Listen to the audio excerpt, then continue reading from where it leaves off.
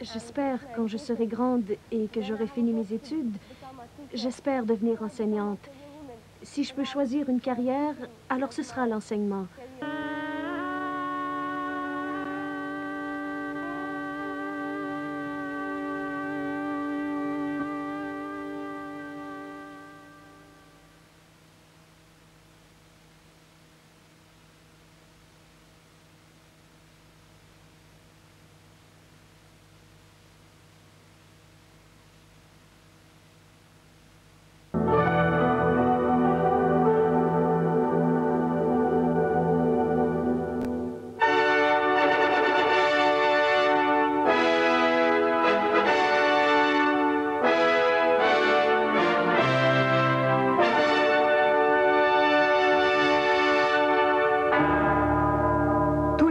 À la pleine lune de mars, le pays des Rajas et des mendiants sublimes célèbre le Holi.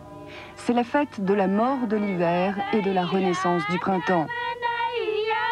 À Barsana, dans l'état d'Uttar Pradesh, comme dans toute l'Inde, Holi est un jour de libération. Dès l'aube, les femmes qui vivent même mariées, séparées des hommes, entament des danses et des chants dans la cour de leur maison, sorte de gynécées indiens. Les hommes, eux, préparent le bang, un breuvage à base de chanvre aux vertus très fortement désinhibitrices qu'ils mélangeront à du thé ou du café. Le bang provoque une ivresse incontrôlable qui chasse toute timidité. Au marché des teintures, ils se procurent également les poudres colorées, indispensable ingrédient de la fête. Elles sont rouges, symbole du sang nouveau, jaunes ou vertes. Ils les mélangeront ensuite à de l'eau, dans certains cas, car le Holi se fête ainsi, en s'aspergeant de poudres diluées et colorées.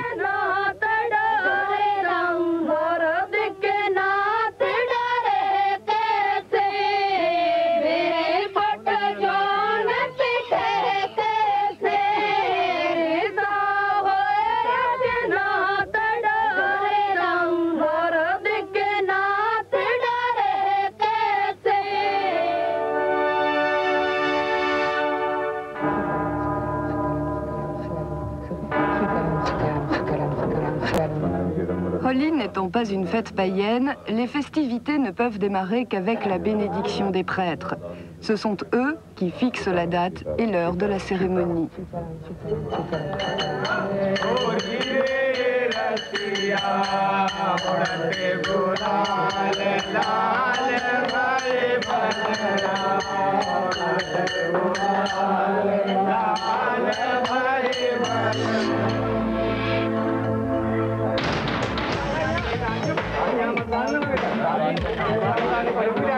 Les prières achevées, les hommes peuvent enfin envahir les rues du village et au cri de Holi High, saupoudrer passants et curieux de leur mixture colorée.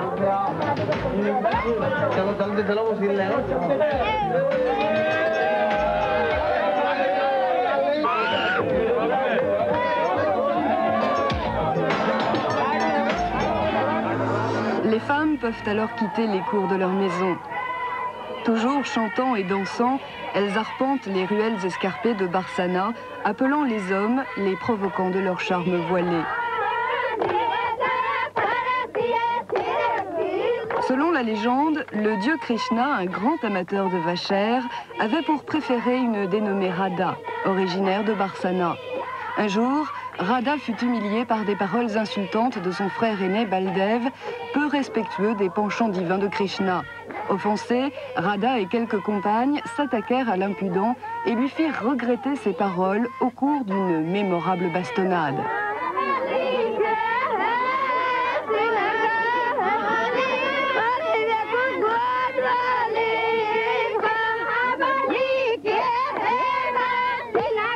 Reproduisant les péripéties de la légende, les femmes commencent par entourer les hommes en chantant et dansant.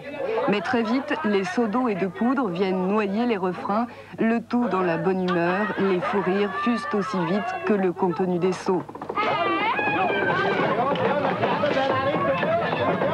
C'est alors la seule fois dans l'année où les femmes sont autorisées à réagir.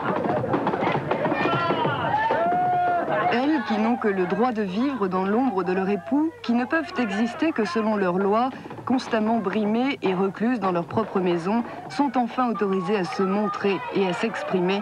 C'est le Latmaholi.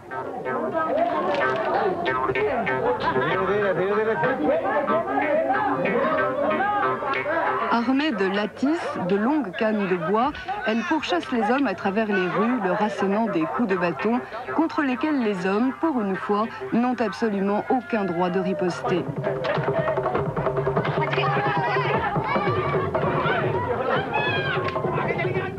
Quelques règlements de compte se résolvent d'ailleurs parfois en ce jour béni de toutes les femmes indiennes, et nombreux sont les hommes qui finiront la journée couverts de bleu.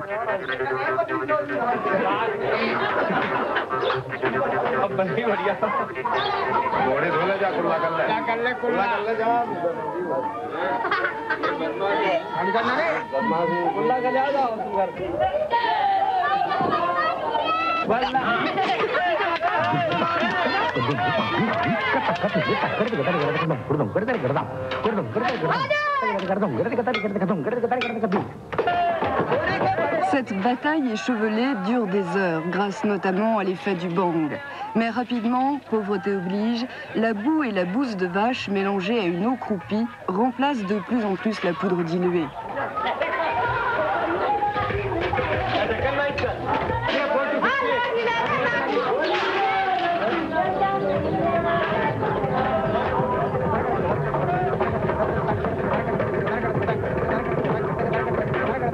À la fin du jour, la fête s'apaise, les bâtons sont brisés et la vie peut reprendre son cours.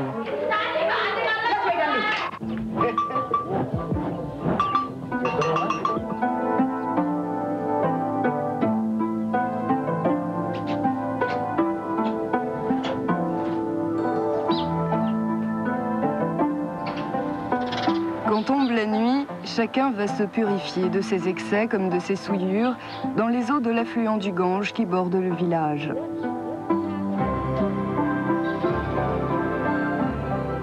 Tous revêtiront des vêtements propres, symbole du renouveau de la vie, d'un nouveau départ, après le chaos de la mort et de la renaissance de l'hiver et du printemps.